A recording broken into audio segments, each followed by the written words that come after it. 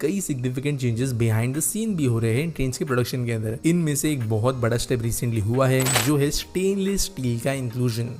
कि भारत अब रेलवे को भी एक्सपोर्ट करने जा रहा है और हर तरफ से खुशखबरियां सिर्फ और सिर्फ इंडिया के लिए बाकी रह गई हैं और साड़ी किस्मत दे विच बस IMF और रोना धोना और गुर्बत और बम पटाखे ही रह गए हैं। इसके वजह से जो पूरी की पूरी ट्रेन बनेगी वो सिग्निफिकेंटली हल्की होगी। हल्की होने की वजह से ज्यादा एनर्जी एफिशिएंट होगी, कम बिजली का इस्तेमाल यहाँ पे करेगी क्योंकि मोटर्स को ज्यादा ताकत लगाने की जरूरत नहीं पड़ेगी। अब उन्होंने चंद्रयान मिशन उन्होंने लॉन्च किया इंडिया ने, उनकी इकोनॉमी आप देख ले, ठीक है। अच्छा बाकी जो दुनिया की ऑर्गेनाइजेशन है, दुनिया की जो कंट्रीज है, उनके साथ उनके ताल्लुकात देखे और हमारे देखे, हमें कोई कर्जा नहीं दे रहा। IMF की भीख पे आज तक हम चलते आ रहे हुए। और इसका जो डिजाइन है बहुत लग्जरियस, इसकी सीट्स बहुत कंफर्टेबल, इसका जो स्टाफ है वो बहुत अच्छा है वंदे भारत का। उसका जो इंटीरियर है वो बहुत ही मॉडर्न है, उनके वॉशरूम्स बहुत जबरदस्त है और ये सब इलेक्ट्रिक ट्रेन हैं और ये मोर देन 24 स्टेट्स को एक दूसरे से कनेक्ट कर रही है। लोगों में एक डर है आज के लोगों में, लाइक 1950s की ट्रेन में बैठने से पहले ना हम जैसे लोग 100 बार सोचते हैं कि इसका एक्सीडेंट ना हो जाए, ये ट्रैक से ना उतर जाए।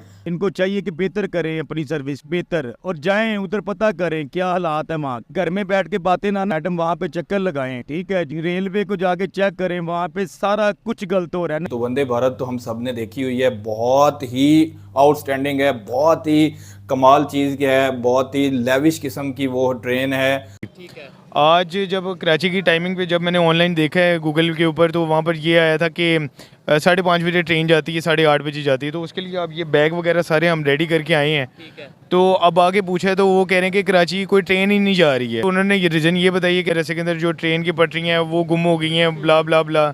अब देखिए हम इतनी ट्रबल के अंदर हैं, हम क्या क्या करें, कैसे सर्वाइव करें।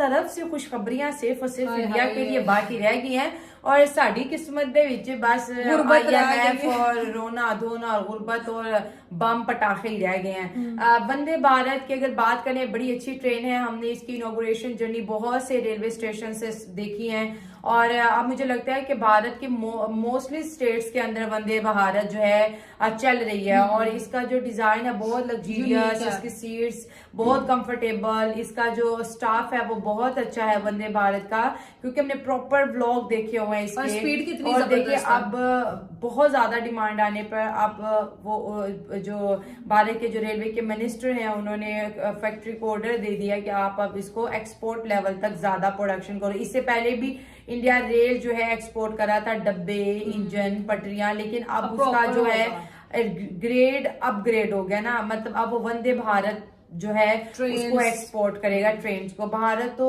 अब जो है इलेक्ट्रिक ट्रेन चला रहा है। भारत तो बहुत ट्रेन के मामले में आगे चला गया है। जो एक पिक्चर थी, जाहिर है इतना बड़ा मुल्क जिसमें सहूलियात तब ज्यादा नहीं थी, तो लोग क्या करते थे, जितनी चीज आपको अवेलेबल है उसी से ही फायदा उठाने की कोशिश करते थे। एक ट्रेन अगर महाराष्ट्र से यूपी जा रही है तो अगर उसमें 1000 सीटें हैं तो उसमें 10,000 लोग हैं, क्योंकि उनको दूसरी ट्रेन आने की कोई उम्मीद नहीं थी। लेकिन अब इंडिया के हर घंटे बाद 2-2 घंटे के बाद स्टेशन से वंदे भारत है। और भी इतनी ट्रेन है, लेकिन वंदे भारत ज्यादा ट्रेन का ऑर्डर देंगे और वो भी भारत के लिए बनाई जाएगी। और आप देखिए इंडिया का फॉरेक्स रिजर्व तो ऑलरेडी $640 बिलियन है।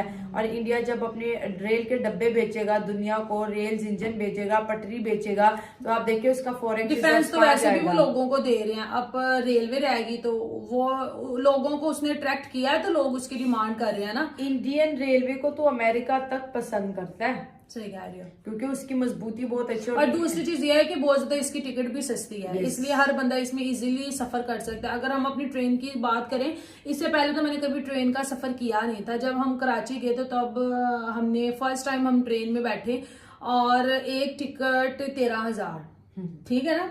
मतलब कि लाहौर से अगर हम कराची जाते हैं, चेक कर लें, आप ऑनलाइन चेक कर लो, लाहौर टू कराची अगर हम टिकट की बात करें तो पर पर्सन के पीछे 13,000 था। और आप देख लो कि इतने तो जहाज की मुझे लगता है टिकट नहीं थी जितनी ट्रेन की थी। हाँ, ये और तो इतनी है। गंदी ट्रेन मैं आपको बता नहीं सकती। यार ट्रेन का कोई कसूर नहीं, पटरियां बहुत पुरानी है, उसके ऊपर ट्रेन भी तो उतनी पुरानी है ना। उसमें तुमने वॉशरूम देखे थे कैसे थे, जंग लगा हुआ था। तो मैं कह रही, अभी जो भी इंडिया की एक ट्रेन देखी तो वो उसका क्या हाल था, वो ओवरलोडेड थी, तब रेलवे पे इतना काम नहीं हुआ। यार वही तो मैं कह रही हूँ ना, उन्होंने आहिस्ता आहिस्ता अपनी काम कंट्री किया ना, लगाया ना, मैं भी उन्होंने इसी पे किया। हूँ। जब इंसान कोई काम करेगा नहीं, जो अंग्रेजों के जमाने में चीजें थी उसी को चलाएगा, जब तक वो जमीन के अंदर नहीं चली जाएगी तो क्या फायदा। आप लोग इतना लोगों पे टैक्स डाल के सब कुछ लोगों से ले रहे हो, चाहे वो जैसे मर्जी अपनी जानें भी बेच दें, फिर भी वो आप लोगों को टैक्स वगैरह देते हैं। तो आप लोग आवाम के लिए भी तो कुछ करो ना। ये तो मैं उस ट्रेन की बात कर रही हूँ जो थोड़ी महंगी थी, जिसमें लोग बैठ सकते हैं। अगर मैं लोकल ट्रेन की बात करूँ, उसके तो अंदर कोई भी जा सकता है। सांस इंसान को ऐसे लगता है कि किसी ने खुदकुशी करनी ना, उस ट्रेन में बस वो तो भाई मुर्गी खाना बना हुआ है। इंडिया की ट्रेन बड़ी कंफर्टेबल है, सस्ती है, और अमीर से गरीब ये ट्रेन ऐसे बनाई गई है कि एक एलीट क्लास बंदा भी इस ट्रेन में सफर करेगा तो वो भी खुश, और गरीब करेगा तो वो भी खुश। ऐसा नहीं है कि ये ट्रेन सिर्फ गरीबों के लिए बनाई गई और बस हर चीज बस पूरी है।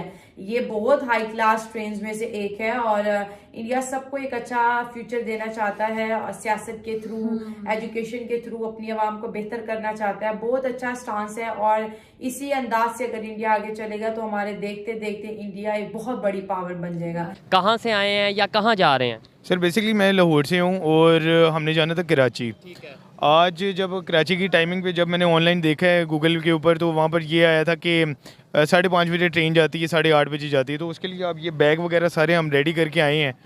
तो अब आगे पूछा है तो वो कह रहे हैं कि कराची कोई ट्रेन ही नहीं जा रही है। ट्रेन क्यों नहीं जा रही? लाहौर से ट्रेन जाती तो है कराची। उन्होंने रीज़न क्या बताया? सर उन्होंने ये रीज़न ये बताइए कि सैलाब आए हुए हैं, रस्ते के अंदर जो ट्रेन की पटरियाँ हैं वो गुम हो गई हैं, ब्ला ब्ला ब्ला। अब देखिए हम इतनी ट्रबल के अंदर हैं, हम क्या करें, कैसे सर्वाइव करें वहाँ पर। सफ़र करना है और जाना ज़रूरी, काम से जाना पड़ता है। इसी हवाले से वीडियो रिकॉर्ड कर रहे हैं कि आखिर क्या रीज़न, क्या समझते हैं, एजुकेटेड लग रहे हैं, मुझे कोई रीज़न बताएं कि 1947 की बात की जाए, इंडिया का और पाकिस्तान का रेलवे सिस्टम एक ही था, एक ही ये सारे मामला थे। तो आज वो काफ़ी ज़्यादा डेवलप कर गए हैं। उन्होंने वहाँ पे वंदे भारत के नाम से ट्रेन बनाई है जो 180 किलोमीटर 1 घंटे में, यानी कराची आपको वैसे इधर से कितना टाइम लगता है? सर तकरीबन कोई 21 से 22 घंटे लग जाते हैं। 22 घंटे जाए तो आप कहते हैं अच्छा पहुँच गए। हाँ, तो वो 5 घंटे में पहुँचा देगी। यानी इतना ज़्यादा फ़र्क आ गया हमारे रेलवे सिस्टम में और उनके रेलवे सिस्टम में। वजह क्या समझते हैं? सर असल बात ये है कि उन्होंने अपने रेलवे के निज़ाम को मेंटेन करके रखा हुआ है। साथ साथ अब आप हमारे यहाँ पर देख लें कि यहाँ पर एक इंजन से वो 3-3 4-4 जो है सफ़र उसी से करते हैं। वही वाले पुराने इंजन चल रहे हैं और वो भी पता नहीं कौन सी सदी के चल रहे हैं, नया इंजन नहीं है। रेलवे के हालात देख लें, वहाँ पर जंग से भरी जंग आलूद रेलवे हैं, ट्रैक्स हैं। ये जो बात कर रहे हैं मैं इसकी श्योरिटी देता हूँ। अभी अगर हम कोशिश करेंगे आपको अंदर रेलवे सिस्टम दिखा सकें, रेलवे पे जो स्टेशन पे जो ट्रेन्स खड़ी हैं, आप उनकी हालत देखकर हैरान होंगे। अच्छा मुझे ये बताएं, अगर इंडिया वालों ने डेवलपमेंट की है वो कैसे की है, क्या वजह क्या है उसकी डेवलपमेंट की? सर उसकी सबसे बड़ी वजह ये है कि अगर फ़र्ज़ करें जैसे इमरान खान साहब की हुकूमत आई है और नून लीग की हुकूमत आई है, किसी भी पार्टी की, किसी भी पार्टी की अगर हुकूमत आई है ना, तो अगर चलें फ़र्ज़ करें कि उन्होंने कर्ज़ा भी लिया है ना, लोन भी लिया है, तो उन्होंने अपने मुल्क के ऊपर उस जगह पर नहीं लगाया जहाँ पर ज़रूरत थी। जहाँ पर ज़रूरत नहीं थी वहाँ पर उन्होंने वो सारे इन्वेस्ट किया, लेकिन जो बेसिक निज़ाम जिससे हमारी मुआशत का निज़ाम चलता है वहाँ पर उन्होंने बेसिक इन्वेस्ट नहीं किया, जिसकी वजह से हमारे ये सारे निज़ाम जो हैं वो सारे दरम बरम हो गए हैं। जी मुझे ये बताएं, ट्रेन में फैसिलिटीज़ क्या क्या होती हैं आपके ख्याल में? एक अच्छी ट्रेन में क्या क्या फैसिलिटीज़ होती हैं? देखें, एक अच्छी ट्रेन में तो हर किस्म की फैसिलिटीज़ मौजूद होती हैं, लेकिन ये नहीं, मैं पाकिस्तान की बात कर रहा हूँ कि अभी जो आप जिन ट्रेन में, मुझे नहीं लगता कोई खास फैसिलिटी होगी। कुछ वाईफाई वगैरह होता है? वाईफाई नहीं है मेरे ख्याल में, तो नहीं है। LCD वगैरह कुछ भी नहीं है। मैं यहाँ पर बात काटता जो LCD तो क्या, कुछ भी नहीं। वॉशरूम का निज़ाम भी इतना अच्छा नहीं है। सर मैं यहाँ पर बात काटता हूँ, यहाँ पर आप वाईफाई की बात करें, आपको यहाँ पर चार्जर का प्लग इन भी जो है ना वो भी टूटी हुई कंडीशन में मिलेगा कि आप अपने मोबाइल को चार्ज तक नहीं कर सकते हैं। क्योंकि मैं तो 2-3 दफ़ा सफ़र कर चुका हूँ, लेकिन यहाँ पर चार्जर तक नहीं मिलेगा, तो वाईफाई तो बहुत दूर की बात है। दोस्तों, देश में वंदे भारत ट्रेन के कई सारे वर्जन हमें अलग अलग जगह पर बनते हुए नजर आ रहे हैं, चाहे वो वंदे मेट्रो हो या फिर आने वाले समय में हमें जो स्लीपर वर्जन देखने को मिलेगी। लेकिन दोस्तों, मैन्युफैक्चरिंग प्लांट में बहुत सारे बदलाव हो रहे हैं। इनमें से एक बहुत ही बड़ा बदलाव हुआ है और वो है स्टेनलेस स्टील का। दोस्तों, ऐसा नहीं है कि पहले से जो वंदे भारत ट्रेन चल रही है उसमें स्टेनलेस स्टील का उपयोग नहीं किया गया हो। दोस्तों, जो ट्रेन की आउटर बॉडी होती है उसमें स्टेनलेस स्टील का ही उपयोग किया जाता है। लेकिन दोस्तों, अभी तक जो स्टील का उपयोग किया गया था वो एडवांस लेवल का स्टील नहीं था। लेकिन दोस्तों, अब इंटीग्रल कोच फैक्ट्री चेन्नई है, जिसने जिंदल स्टेनलेस स्टील के साथ बहुत ही बड़ा करार साइन कर लिया है, जिसके तहत जिंदल स्टील चेन्नई की फैक्ट्री को 201 grade high strength stainless steel provide करेगी और ये स्टील वंदे भारत मेट्रो के लिए इस्तेमाल किया जाएगा। दोस्तों, पहले जो स्टील से आउटर बॉडी ट्रेन की बनाई जाती थी, उसमें जो स्टील का उपयोग किया जाता था वो स्टील की थिकनेस 3 मिलीमीटर की होती थी, लेकिन इस स्टेनलेस स्टील की वजह से ये जो थिकनेस है वो सिर्फ 2 मिलीमीटर पर हम रख पाएंगे। ये चेंज सिर्फ 1 मिलीमीटर का ही नजर आता है, लेकिन दोस्तों इसमें 35% मेटल की बचत हो जाती है। इसकी वजह से पूरी की पूरी जो ट्रेन है वो वजन में बहुत ही ज़्यादा हल्की होगी। हल्की होने की वजह से ज़्यादा तेज रफ्तार से दौड़ पाएगी और बिजली की खपत 35% कम हो जाएगी। दोस्तों, ये 201 स्टेनलेस स्टील है, वो सुपीरियर स्टेनलेस स्टील माना जाता है। तो दोस्तों, आज के लिए बस इतना ही। अगर आपको ये वीडियो पसंद आया हो तो वीडियो को लाइक कर दें और हमारे चैनल को सब्सक्राइब कर लें।